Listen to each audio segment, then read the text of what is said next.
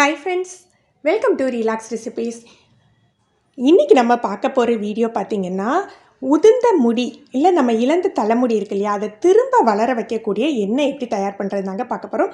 இது ரொம்பவே யூஸ்ஃபுல்லாக இருக்கும். இதுக்கு ரொம்பவே முக்கியமான பொருள் அப்படின்னு பார்த்திங்கன்னா இது தாங்க.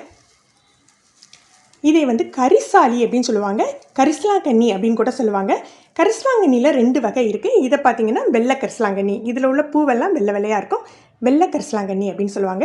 இந்த ஒரு பொருளே போதுங்க, நம்ம உதிர்ந்த தலைமுடி எல்லாமே நல்ல கருன்னு அடர்த்தியாக வளர்ந்துடும். இது கூட நம்ம இன்றைக்கி கருவேப்பிலை யூஸ் பண்ண போகிறோம். கருவேப்பிலை பார்த்திங்கன்னா நம்ம கடையில் வாங்குகிற கருவேப்பிலையை விட வீடுகளில் தோட்டங்களில் வளர்க்கும் இல்லையா, உரம் எதுவும் போடாமல் வளர்க்குற கருவேப்பிலையாக இருந்தால் ரொம்ப ரொம்ப நல்லதுங்க. வெள்ளை கரிசலாங்கண்ணி மாதிரியே இன்னொரு கரிசலாங்கண்ணி வகை இருக்குது, மஞ்சள் கரிசலாங்கண்ணி அப்படிம்பாங்க. அதில் பார்த்திங்கன்னா பூவெல்லாம் மஞ்சள் மஞ்சளாக இருக்கும். அதையும் சேர்த்துக்கிட்டால் ரொம்பவே சிறப்புங்க. இதில் நம்ம மருதாணி எதுவுமே சேர்த்துக்க போகிறதில்ல, ஏன்னா கரிசலாங்கண்ணியோட இயல்பே முடியை நல்ல கருன்னு அடர்த்தியாக வளர வைக்கிறது. இதுக்கு நம்ம மருதாணி சேர்த்துக்க வேண்டாம். முதல்ல இதெல்லாம் நம்ம க்ளீன் பண்ணி எடுத்துக்கலாம். நல்லா கழுவியாச்சு. பெரிய காம்பை மட்டும் கட் பண்ணி போட்டுட்டு சின்ன சின்ன காம்போடையே சேர்த்து நம்ம அரைச்சிக்கலாம்.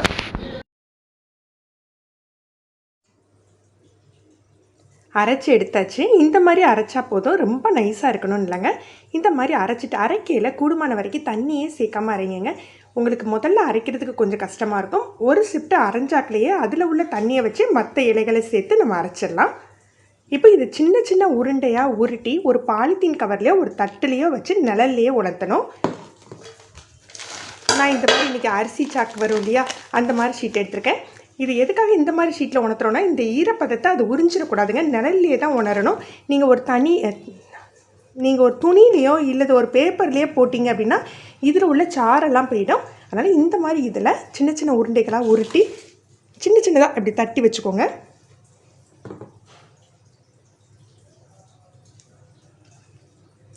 தட்டி நிழல்லையே 2 நாள் உலர்த்திடலாம்.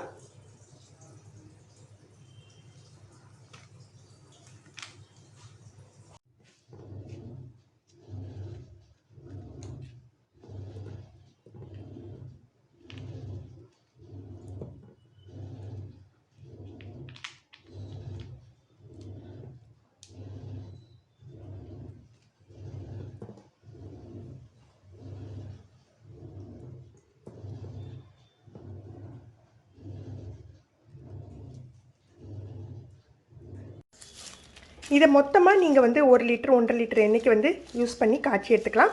இப்போ நீங்கள் 1/2 லிட்டர் தான் காய்ச்ச போகிறீங்கன்னா உங்களுக்கு இந்தளவு போதுங்க. இப்போ எப்படி எண்ணெய் காய்ச்சலாம் அப்படின்னு பார்த்துடலாம். நல்ல கனமான ஒரு பாத்திரமாக எடுத்துக்கோங்க. இரும்பு சட்டியாக இருந்ததுன்னா ரொம்ப ரொம்ப நல்லதுங்க. பாத்திரம் சூடானாக்கில் நம்ம எண்ணெயை சேர்த்துக்கலாம். நல்ல சுத்தமான தேங்காய் எண்ணெயாக எடுத்துக்கோங்க. நான் இன்றைக்கி செக்கெண்ணெய் எடுத்துருக்கேன்.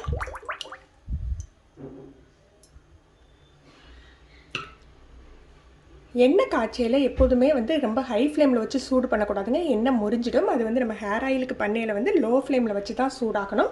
அப்படியே லோ ஃப்ளேமில் ஒரு 5 நிமிஷம் போட்டு வைங்க, சூடாகட்டும். எண்ணெய் சூடானாக்க இப்படி ஒரு கைப்பிடி அளவுக்கு சேர்த்துக்கலாம். நம்ம ஃப்ளேமை கம்மியாக வச்சுருக்கிறதுனால இந்த மாதிரி தான் நுரைச்சி உங்களுக்கு பொரியும். ஹை ஃப்ளேமில் வச்சுருந்திங்கன்னா படப்படன்னு பொரியும். நமக்கு அப்படி தேவையில்லைங்க. லோ ஃப்ளேமில் வச்சு அதோட சாரெல்லாம் உள்ளே இறங்கணும். தீயை அதனால் கூட்டி வைக்காதீங்க. இப்படியே ஒரு 7-8 நிமிஷம் கிடக்கட்டும். நல்லா நுரைச்சி அந்த சாரெல்லாம் உள்ளே இறங்கிடும். அது வரைக்கும் அப்படியே போட்டு வச்சிடலாம்.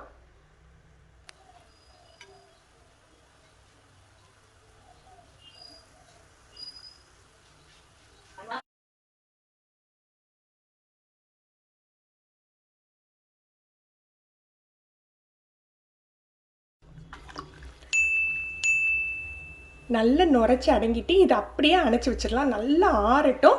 ஆறின பிறகு ஒரு பாட்டில்லையோ அல்லது ஒரு ஜாருக்கோ மாற்றிடுங்க. இதை ஜாருக்கு மாற்றையில் நீங்கள் இதெல்லாம் ரிமூவ் பண்ண வேண்டாங்க, அப்படியே அடியில் தங்கிக்கும். இதை உள்ளே இருக்கிற வரைக்கும் உங்களுக்கு இந்த எசன்ஸ் இறங்கிட்டே இருக்கும். ஃப்ரெண்ட்ஸ், நீங்களும் இந்த எண்ணெய் ட்ரை பண்ணி பாருங்கள். இந்த வீடியோ எப்படி இருந்ததுன்னு கமெண்ட் பண்ணுங்கள். இந்த வீடியோ உங்களுக்கு யூஸ்ஃபுல்லாக இருந்ததுன்னா லைக் பண்ணி ஷேர் பண்ணுங்கள். நீங்கள் நம்ம சேனலுக்கு புதுசுனா ரிலாக்ஸ் ரெசிபீஸ் சப்ஸ்கிரைப் பண்ணிக்கோங்க. மறக்காமல் கீழே உள்ள பெல் பட்டனை ப்ரெஸ் பண்ணுங்கள். அப்போ தான் நம்ம சேனலில் போடுற புது வீடியோக்களோட நோட்டிஃபிகேஷன் உங்களுக்கு இமீடியட்டாக கிடைக்கும். தேங்க்யூ.